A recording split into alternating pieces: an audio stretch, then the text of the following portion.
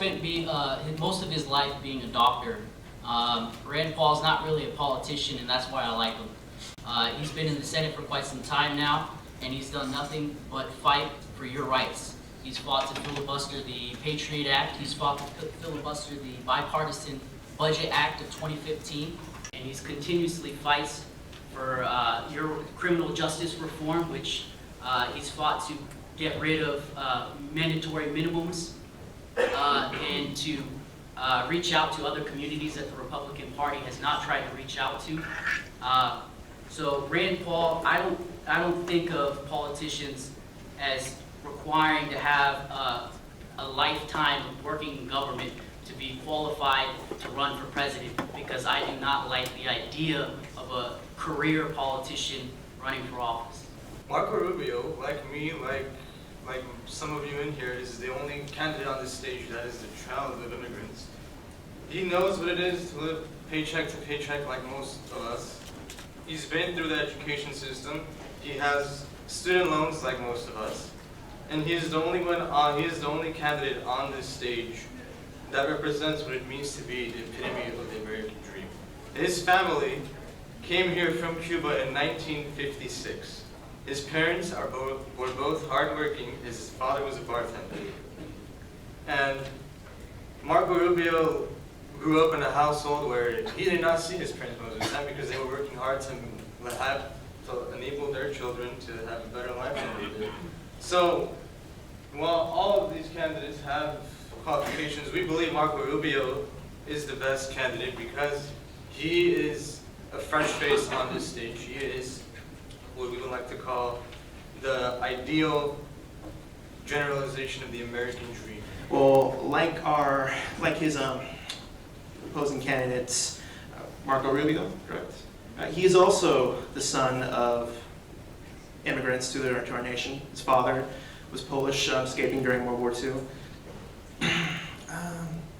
He's college educated, but more important than that, he's also spent time working outside of politics. In the beginning of his career, he's been taken on many jobs as freelance writer, carpenter. My point with that is that he knows what it's like to be working at lower wages, being one with regular people with a 99%. All right, he came in as a complete outsider, an independent. As you might know, he's a democratic socialist. That didn't sit well with too many people when he was running in Burlington, Vermont, but he managed to beat the odds despite opponents from both sides of Democrats and Republicans. He served as mayor of Burlington for 16 years, and he decided to move on to the House, where he won in almost a landslide. For another 8 years in the House, and then for another 8 years as a senator. During his time in Congress, he has submitted the most legislation on the Veterans Committee, trying to serve for our veterans and trying to provide them better health care, better resources, and benefits after serving off foreign lands and protecting our country. So he knows from not first-hand experience, but from speaking with so many people who have sacrificed so much for our country, of the cost of war. He's trying to figure a better solution, a different solution than just destroying our enemy. He's also worked constantly for healthcare, labor reform, women's healthcare and pay equity, as well as racial and criminal justice. Thank you. And I would also like to address the Bernie Sanders crowd about climate change. I would like to say, if you are concerned about the poor, you should be concerned about all the poor that depend on cheap energy that is gained from fossil fuels. We should not take that away. And I understand climate change is a pressing issue, but we need to have priorities, and we should not be subsidizing these land-hungry and inefficient green technologies. Thank you.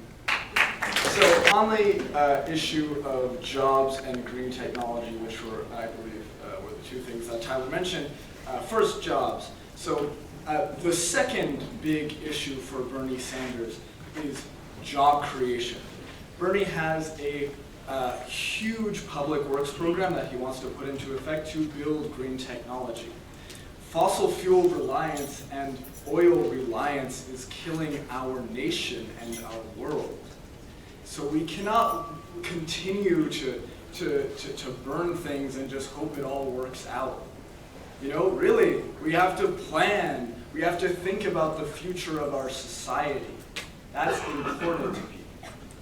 To address the Hillary camp, Hillary Clinton voted to deny gay rights through DOMA. Hillary Clinton was also on the board of directors on Walmart between 1986 and 1992. And she helped overturn the FDR's Glass-Steagall Act, which Thank you, led to the Team 2008 Bernie. market crash. Thank you.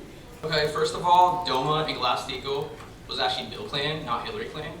And since when have we held our legislators responsible for the actions their family members have taken? I'm sure you don't hold Grandpa responsible for what Grandpa does. They're two different people. And second of all, I don't know, like, do you want a cookie for not accepting super PAC donations? If you can't take their money and vote against them, you're not doing it right. People, the climate change, yes, it is real. We understand that. Nobody's denying climate change. But you have to understand the world's not going to end. No scientist is saying the world's going to just blow up. Okay, so there is issues in terms of rising sea levels. Some areas in the far, far future might become uninhabitable. But that is a very cheap price to pay because there's so many people that depend on some cheap energy jobs.